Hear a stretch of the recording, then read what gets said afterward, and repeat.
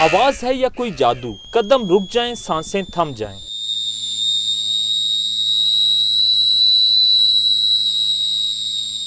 मुल्तान के साजिद के गले से ऐसी आवाजें हैं निकलती, सुनने वाले रह जाएं हैरान।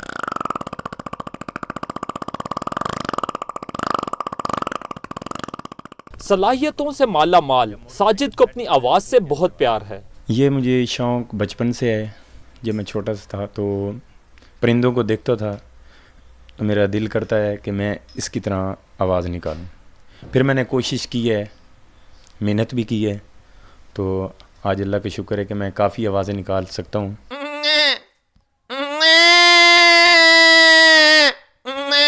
साजिद की ख्वाहिश है कि इसकी आवाज की धूम न सिर्फ पाकिस्तान में बल्कि दुनिया भर में हो। कैमरामैन नफीस सराइन के साथ बिलाल फिर 24 न्यूज़ इस्लामाबाद।